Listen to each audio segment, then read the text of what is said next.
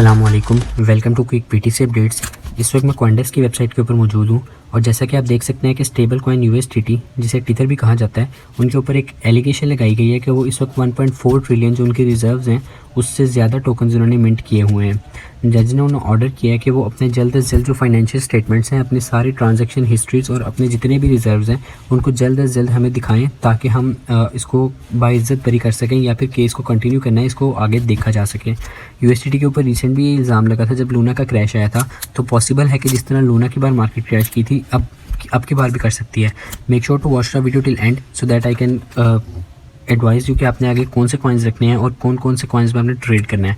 So make sure कि आप इस वीडियो को लास्ट तक देखें। अब चलते हैं यूएसडीटी की डोमिनेंस के चार्ट के ऊपर और बिटकॉइन के नेक्स्ट मूव को प्रिडिक्ट करने की कोशिश करते हैं। कि आप देख सकते हैं कि इस वक्त मैं यूएसडीटी की डोमिनेंस के चार्ट के ऊपर हूँ और यहाँ पे एक बुलिश पैटर्न क्रिएट हो रहा है जिसे हम बुलिश पीनेंट के नाम से जानते हैं।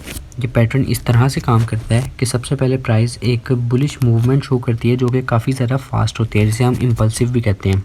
उसके बाद प्राइस कंसोलिडेशन में चले जाती है और जब ऊपर की तरफ ब्रेकआउट करती है तो रीटेस्ट के बाद उतना ही पंप करती है जितना इस कंसोलिडेशन से पहले वाले इम्पल्सिव मूव की लेंथ होती है, जिसे यहाँ पे मैंने एक ट्रेंड लाइन से मार्क किया हुआ है।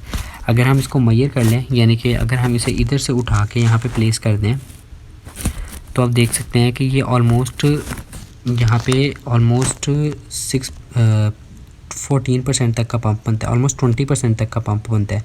लेकिन उससे पहले 14% वाले जोन के ऊपर एक रेजिस्टेंस आ रही है जहाँ तक का पंप तो कंफर्म होगा, यानी कि ये एक सेफ़ टारगेट होगा कि यहाँ तक तो हम जा ही सकते हैं।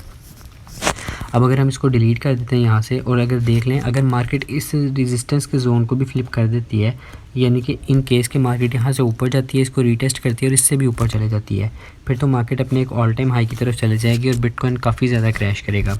कीप इन माइंड कि जितना यूएसडीटी की डोमिनेंस पंप करती है उतना ही बिटकॉइन क्रैश करता है। अब बिटकॉइन के चार्ट पे जाके देख लेते हैं कि वहाँ पे क्या स्टोरी हमें देखने को मिल रही है।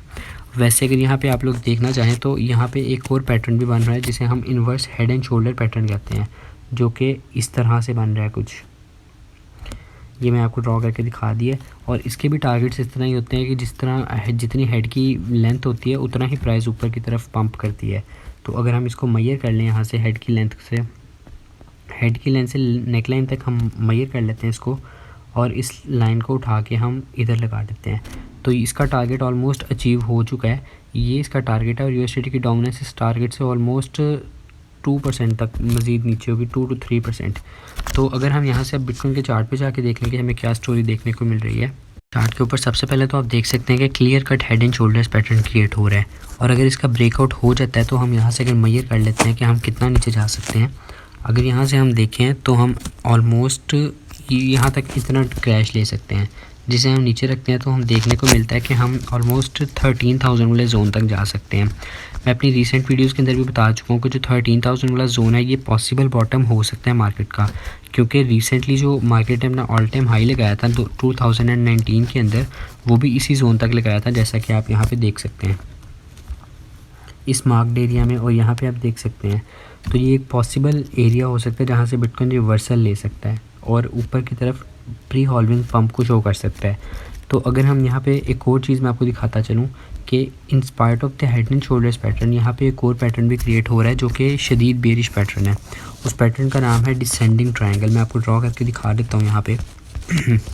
अगर आप देखें तो यहाँ पे प्राइस ने एक ट्रेंड लाइन को फॉलो करते हुए नीचे की तरफ मूव बनाया और उसके बाद ये एक सपोर्ट क्रिएट कर लिया है।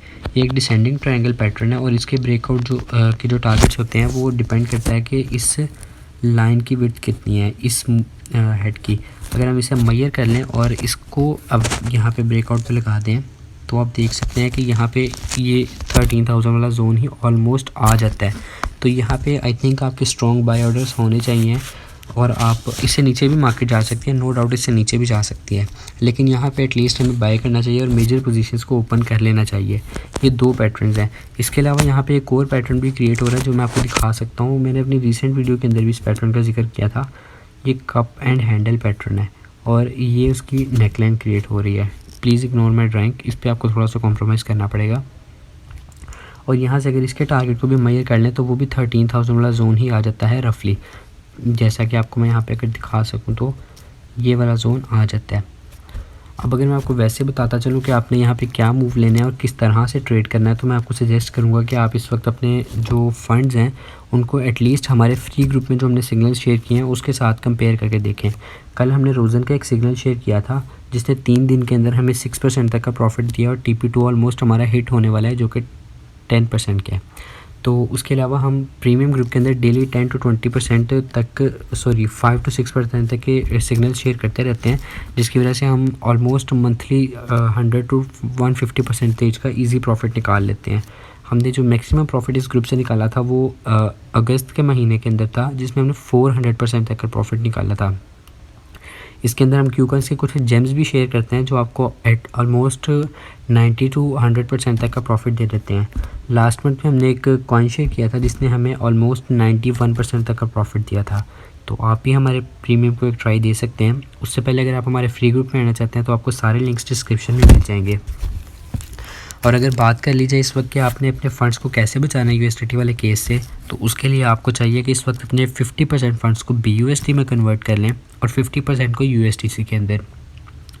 क्योंकि अगर मार्केट के अंदर एकदम से सडन हाइप क्रिएट हुई USDT के बारे में तो फिर मार्केट जैसे लूना की दफ़ा क्रैश की थी तो इससे भी ज़्यादा क्रैश कर सकती है। यहाँ पे आप जैसा कि देख सकते हैं, मैं आपको मयर टूल से दिखा देता हूँ कि ये वाला एरिया था जब लूना के ऊपर केस हुआ था और मार्केट ने सडनली 3 से 4 दिन के अंदर 30% तक का क्रैश किया था। 31,000 वाले जोन से 21 वाले एरिया के ऊपर आ गई थी।